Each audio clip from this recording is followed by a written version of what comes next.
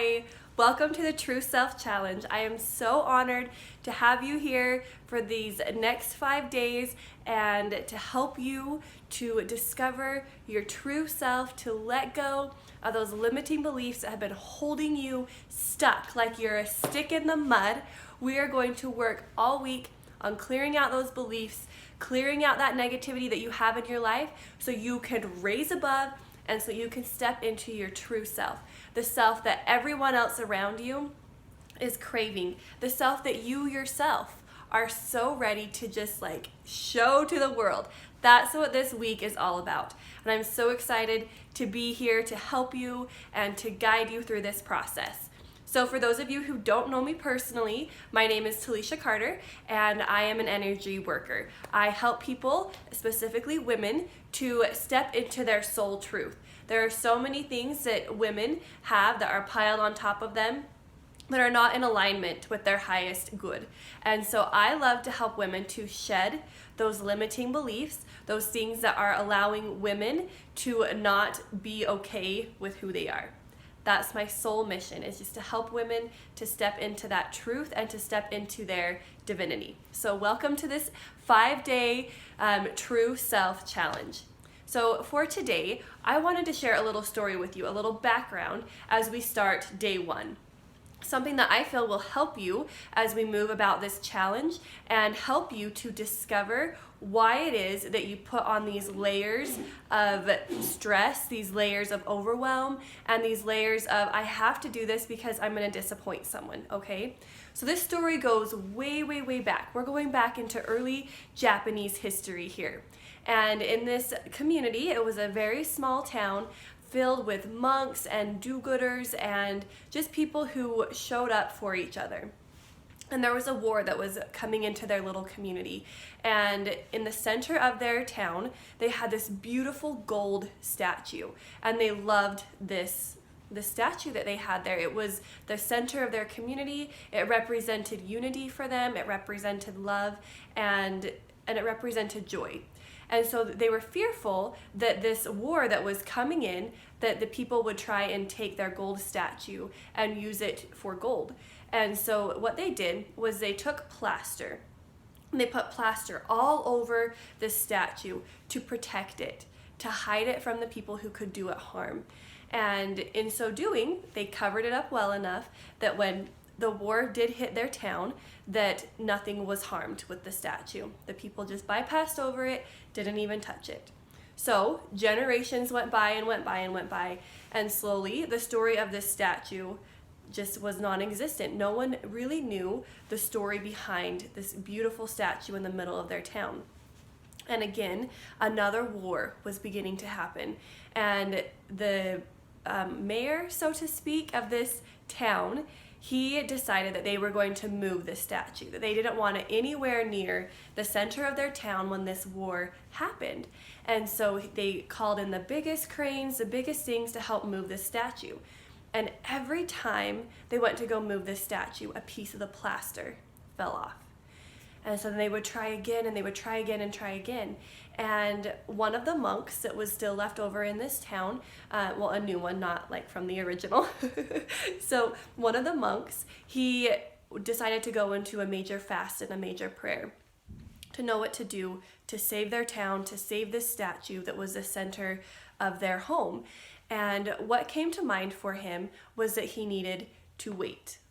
And so then the next day, they went out and he was watching this crane try and move away this golden statue.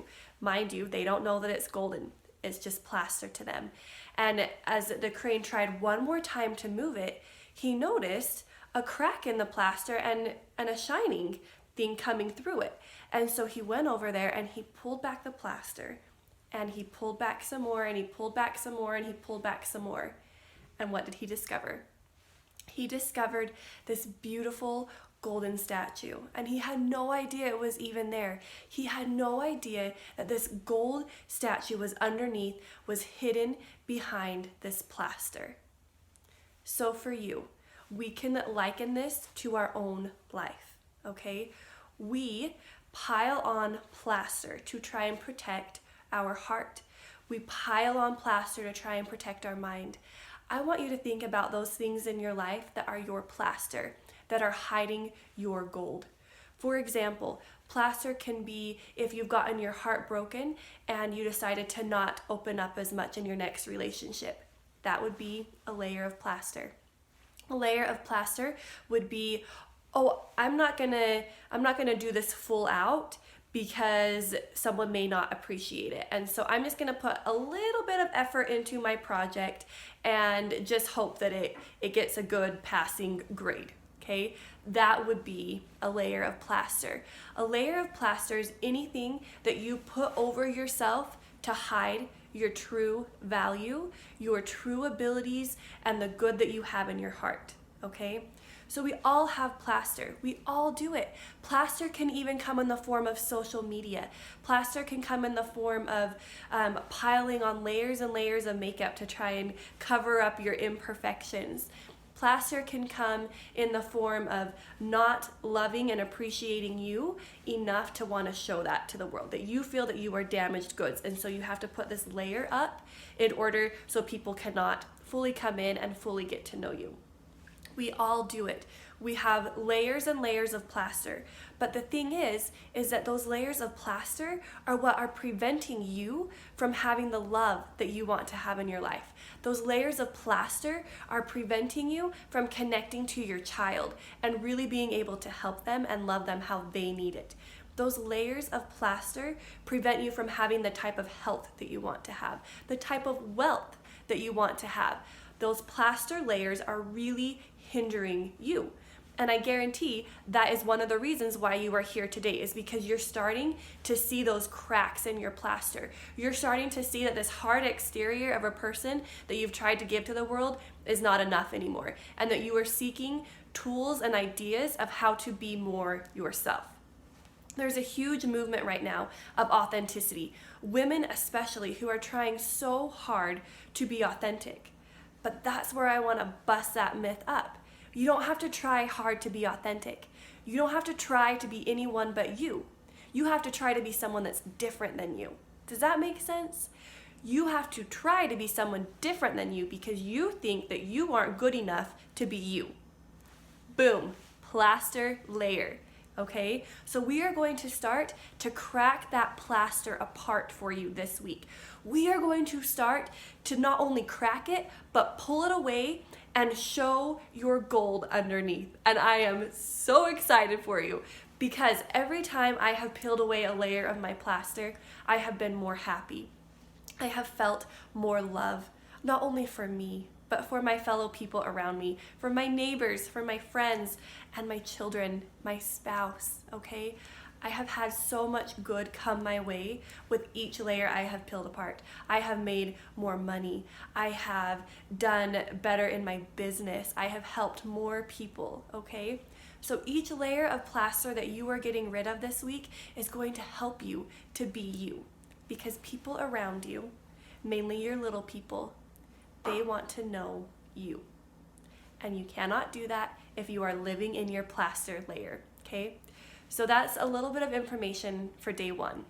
But I do want to give you a tool. I want to give you something that will help you to understand and begin to feel. Because this week, in order to peel away those layers, I need you to be able to feel what it feels like to hold space, to create space. And that all that means is that you are holding energy, that you are holding it, that you are moving it, and that you are flowing with it, okay? So I'm gonna teach you something really simple and really fun, and this is actually something that I do a lot when I get bored, is I play with the energy that is around me, okay? It's something that your kids can do, so get them involved in it. But this is something that I want to give to you so that you can start to feel, so that then you can start to step into you, okay? So again, this is really simple and really easy, even children can do it. So all you need are your two hands. Mind-blowing, huh? Two hands, okay? So you're gonna take your hands and you're just gonna make a shape like a ball, as if you were holding a ball or an orange in between your hands, okay? And you're just gonna move that around, and you just get to play with this. And draw your attention, I'm looking in the camera so I can't really do it, but draw your attention here into the center of your palms, and just picture that you have that ball there and you can feel that shape. And your hands, they'll start to get a little bit tingly, like the fingertips will feel like maybe they're gonna fall asleep. It's that kind of tingly feeling, okay? And you're just gonna hold it here. And this is just like holding space. We're holding space for healing, we're holding space for truth, and we're holding space for who we are, okay? Because if we don't hold it, no one else is going to. No one else. No one else is going to take the time to heal you if you don't do it yourself. So we're holding that space here. This is so good, okay? And then you can just hold your hands still, or you can stretch them up and down, or even sideways. Just play around with it and just feel what you have going on in your hands. Sometimes it may feel like there's a spinning motion going on in here, or it may feel hot or cold. There's lots of different things that can happen when you start to hold this space. When you start to feel that vibration coming from your hands of holding space, okay? So that is your challenge for today. I want you to practice with this for 10 minutes. And you can break it up, you can do it all in one setting, but I want you just to practice holding space.